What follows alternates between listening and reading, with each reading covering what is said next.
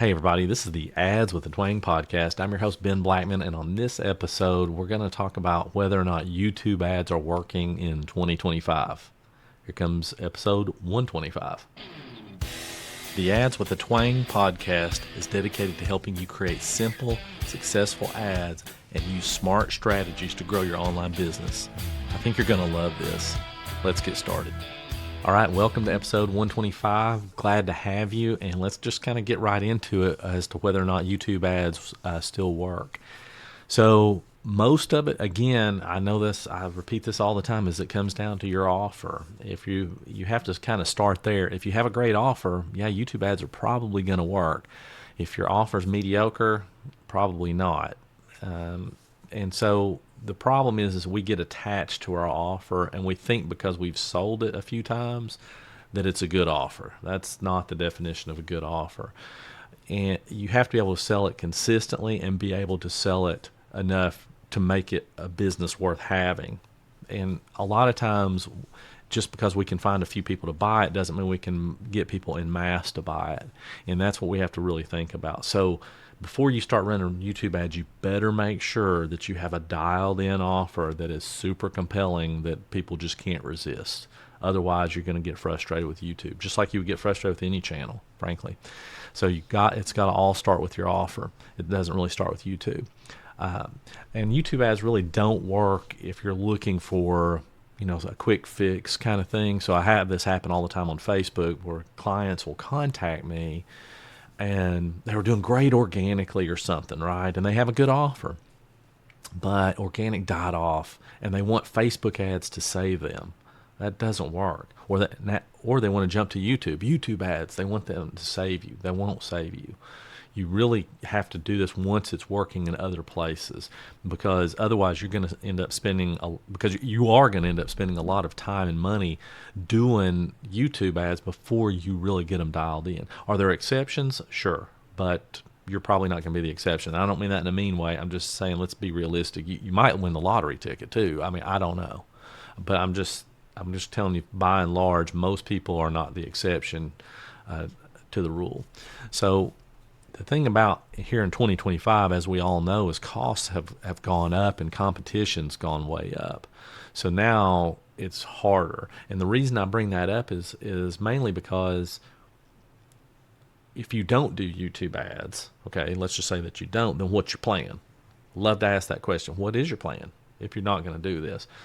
And what you might want to think about is, okay, maybe I'm not ready for YouTube ads in the sense of I'm ready to just scale it and just put out all kinds of money towards it. But maybe I'm ready to do, a super small budget so I can learn it and start figuring it out, because that's how it works. You want to understand how the process of entering in a YouTube ad is, creating a compelling YouTube ad, and, actually getting some data behind that.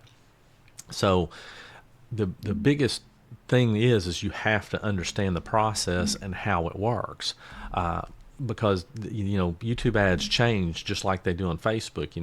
Facebook makes a change and then everybody freaks out, and YouTube does the same thing all the time. And we'll talk about more of that in a later video, but you just want to be prepared for those kinds of things. So what makes a good YouTube ad work? Well, usually it's a very, very clear message and a strong hook within the first 5 to 6 seconds. You have to hook them in during that time period. And most people, or most of the ads that I see out there, don't do that. They don't hook them in. They're either talking about themselves, or they're talking about something that really doesn't matter to the person watching, and they haven't developed a good hook. So you can have a relatively mediocre YouTube ad, excuse me, as long as the hook is really good. But if the hook's not, it's not going to work out. All right. You also have to have the willingness to test and adjust a lot more. And it's harder to test on YouTube, right? Because you have to produce the video. But you've got to be prepared to do that. It's not as simple as Facebook, where you can just change out the image real quick, or, change out the, headline or something like that. That doesn't help. That doesn't work on YouTube in the same way. But the other thing that's really important about a YouTube ad is you need to be willing to be on camera. So for most people, it's definitely, if you're in the coaching niche, you need to be on camera. The video doesn't have to be fancy. That's not it. It doesn't have to be a production type video.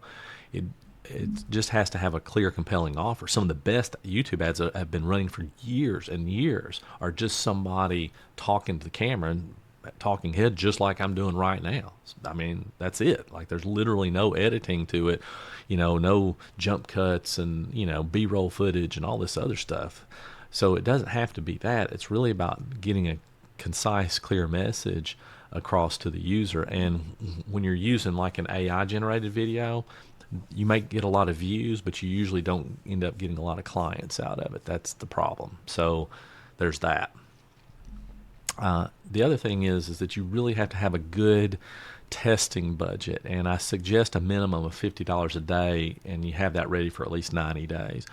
Now, if you can do more, that's great. If you can't, you do what you can. But the reason I suggest that is because you have to get enough data to figure things out fairly quickly. And the longer you let it drag on, the harder it's going to be. So if your budget's $10 a day, then you may never figure it out. Or it may just be months and months and months and months of trying to figure it out before you actually have enough data. So make sure you have a dedicated budget. So let's talk about who YouTube ads are really good for. Health coaches, fitness coaches, life coaches, course creators. Most service-based businesses that have a proven offer, these are really good for, and you can make these work.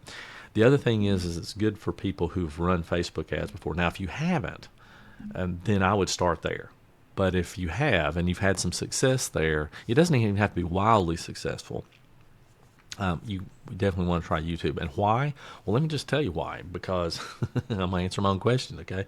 Why is because the targeting and the audience that's available on YouTube is unlike Facebook, right? A lot of people are searching YouTube for how-tos, how to fix this, how to that, or they're watching certain channels. Well, you can put your videos in front of those, your ads in front of those videos. So, if your audience is a ESPN viewer, I don't know, I'm just throwing that out there, right? You might be able to put your ads in front of some of their videos. I don't know that you can. I'm just saying that's an example. But it's really nice to be able to do that. So you have your targeting options on YouTube are a lot different than they are with Facebook. And once you get them into the ad, they tend to watch a lot longer than they do on Facebook, which is kind of nice. So I just want to kind of go over who they don't work well for. So it's the beginner who's never done any ads. Don't if you're there, don't do this.